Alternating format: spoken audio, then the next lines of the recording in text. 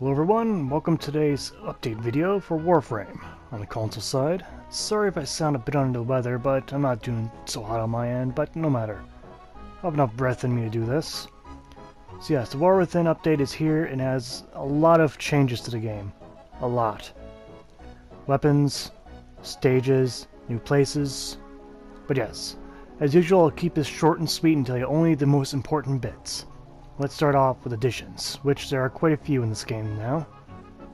Let's start off with the Ash skin, the Koga skin. Very nice premium looking skin. Look like an actual ninja now. Not sure if that's intention, but no matter. Also we got various weapons, like the Broken Scepter, which is acquired through the quest. It has very good base damage and good status chance. Next is the Kashig? Kashig? Maybe. Anyway, it has good base stats with both pump, impact, and slash. Next we got the Overus ring, Cheshin's personal throwing disc, which is pretty powerful for a throwing disc. Again, through the quest. Instead of not through the quest, we got the Twin Roga, which you can get through the marketplace. Low ammo count for magazine, but very high damage. And then we got the Tsar, again acquired through the marketplace, a very powerful, but possibly user hazardous though. Also, we got the new ribbon mods for all primary rifle weapons, or majority of them anyway. Now you get these through the sortie, and to re-roll them, you'll need the new Roga, the new resource, which you can get from various missions that are labeled. What you gotta do is stop the Siphon from getting the Kuba, that's what it was. There we go. Do that around 4 or 5 times, and you'll get it. Also, we got the new tile set, the Grineer Fortress, which is pretty densely packed with enemies, and has a lot of remade current Grineer enemies. All of them are different. Now on to stuff I don't have footage for. Okay, import form. Let's see. We do have that new quest that at least mentioned that. And you get it by doing the Sedna Junction. That's all you need is Sedna Junction on Pluto. Done. That's it. Oh yes, and Nightmare mods have made a return, or Nightmare missions have made their return as well. Maru and Clem, their missions are now labeled in the alerts when you can actually do them, which is nice. And we have a new Conclave map and a new Lunaro map, if you care for those game modes, that is. But yeah, that's all the additions, all the important additions. There are a lot of other cosmetics, but I don't deem the rest of them as important as what I've already mentioned. Moving on, we got the basic changes. Now, there's a lot of game mode changes, which I'll go over now. Now, let's start off with the sortie changes.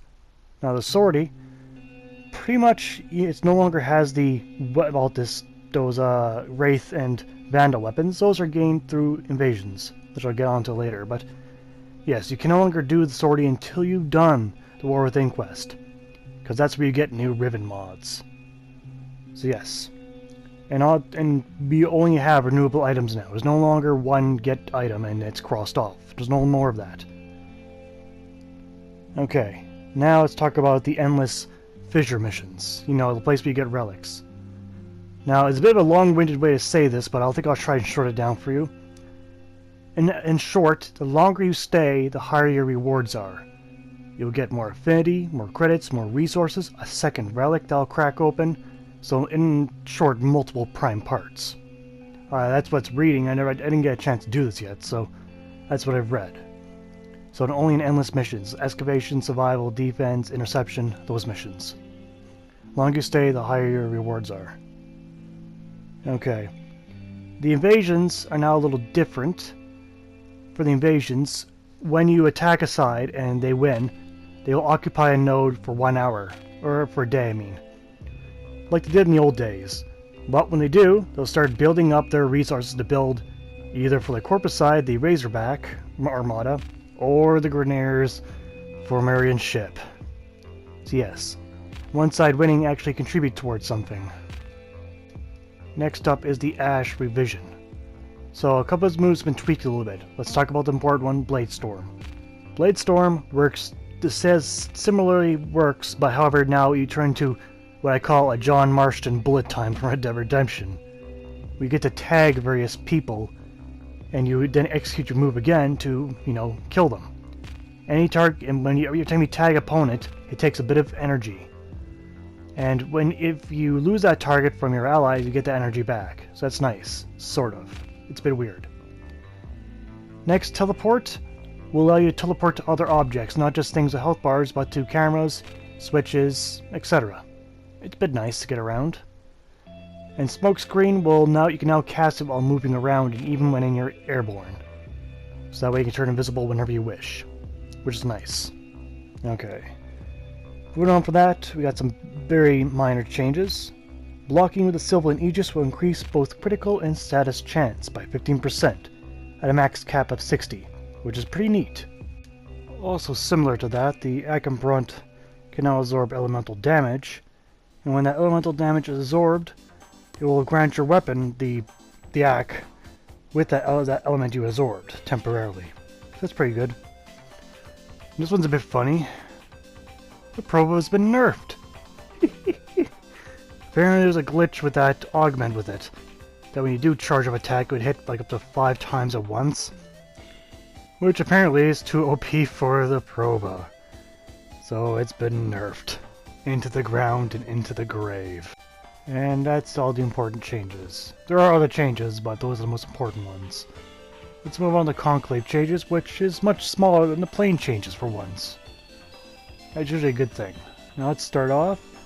Ash's Blade Storm's damage has been returned from the previous nerf, since they've now tweaked it. The Dark Split Sword, the Twin Stance damage has been reduced. The other ones remain the same. Freeze duration has been increased to 4 seconds. And Sniper Rifle's headshot damage has been returned to ×2. And speaking of Sniper Rifles, the Lenka's damage has been increased. Now for Ivara's Encumbered Arrows, her duration has been reduced to 4 seconds on her opponents, and no longer forces them to go at walk speed.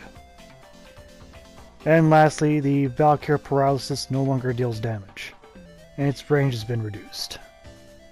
And that is the changes overall. So sorry that I was a bit slow, and my voice isn't 100%, but there's not much I can do about that. Anyway, hopefully this was informative, at least in some way. Thank you for watching, I'll see you guys next time. Take care out there.